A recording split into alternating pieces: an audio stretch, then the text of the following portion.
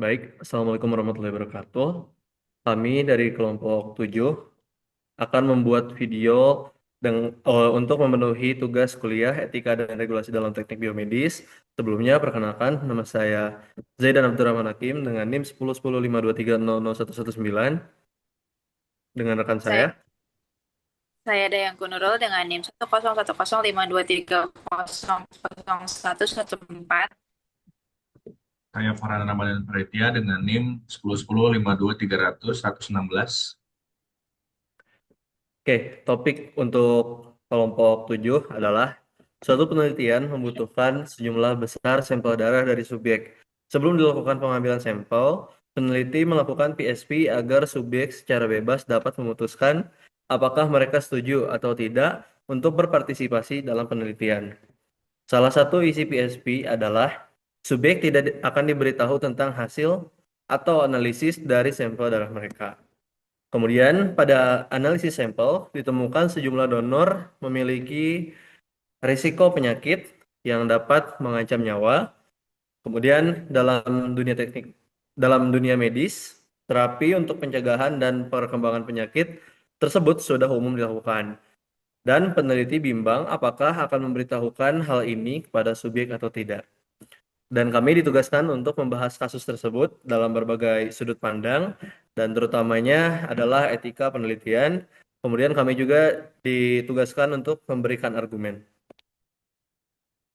Untuk sudut pandang yang pertama, yaitu sudut pandang etika penelitian sebagai prinsip dasar.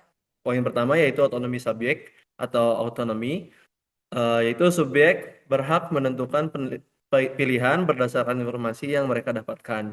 Kemudian dalam PSP juga tertulis bahwa mereka tidak akan menerima hasil analisis sampel dan secara etis peneliti wajib menghargai kesepakatan itu kecuali ada alasan yang kuat yang mengharuskan perubahan kebijakan. Kemudian poin yang kedua adalah beneficence atau kebaikan, yaitu jika hasil sampel menunjukkan risiko penyakit yang membahayakan nyawa, ada kewajiban moral untuk melindungi subjek. Kemudian memberitahukan risiko juga dapat mencegah penyakit berkembang dan memberi kesempatan untuk terapi dini. Kemudian non-maleficence atau tidak membahayakan, yaitu menyembunyikan informasi yang membahayakan nyawa bisa dianggap merugikan subjek. Ini bertentangan dengan prinsip do no harm. Kemudian argumen yang kami berikan pada sudut pandang ini adalah walaupun PSP menyatakan hasil tidak akan dibagikan, risiko penyakit serius membuat situasinya berbeda. Dan secara etis, keselamatan subjek lebih penting daripada aturan awal. Peneliti sebaiknya membuka informasi dengan pendekatan yang hati-hati dan didukung konselor medis.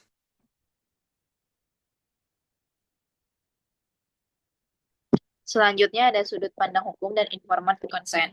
Yang pertama ada informed consent atau tidak absolut. Dalam banyak regulasi etik penelitian, klausul yang tertulis boleh disesuaikan bila ada clinical significance yang serius. Resiko penyakit yang mengancam nyawa termasuk kategori tersebut. Yang kedua, ada kewajiban hukum peneliti. Jika peneliti mengetahui sesuatu yang bisa membahayakan subjek, ada potensi tanggung jawab hukum jika dibiarkan, termasuk resiko tuntutan karena kelalaian. Yang ketiga, ada hak subjek atas informasi kesehatan. Meskipun awalnya setuju untuk tidak menerima laporan, seseorang tetap punya hak atas data medis mereka ketika menyangkut keselamatan. Argumen yang kami berikan, peneliti perlu mengubah kebijakan PSP secara etis dan legal, lalu menawarkan opsi kepada subjek apakah mereka ingin mengetahui informasi medis penting tersebut. Hal ini menjaga keamanan peneliti sekaligus melindungi subjek.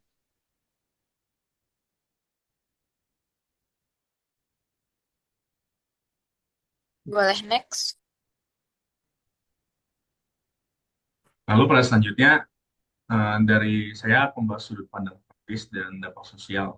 Yang pertama mengenai risiko kepanikan subjek. Subjek berhak menentukan pilihan berdasarkan informasi yang mereka terima. Dalam perjanjian penelitian biasanya tertulis bahwa analisis sampel tidak akan diberikan kepada subjek. Secara etis, peneliti harus menghormati kesepakatan tersebut, kecuali ada alasan yang sangat kuat sehingga kebijakan perlu diubah.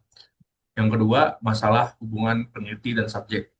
Jika hasil sampel menunjukkan adanya risiko penyakit yang membahayakan nyawa, peneliti memiliki kewajiban moral untuk melindungi subjek.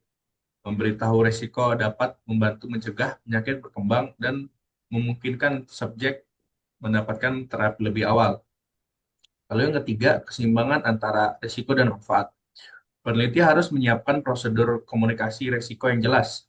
Misalnya, hanya memberitahu jika risiko benar-benar signifikan, didampingi tenaga medis, serta memberikan rujukan layanan kesehatan jika diperlukan.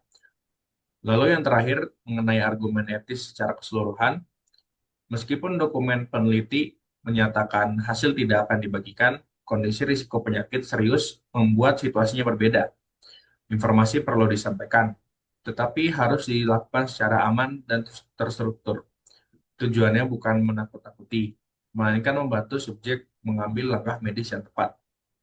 Kemudian untuk referensi yang kami gunakan yaitu yang pertama The Bellman Report, Ethical Principles and Guidelines for the Protection of Human Subjects of Research, National Commission for the Protection of Human Subject, Biomedical and Behavioral Research di tahun 1979.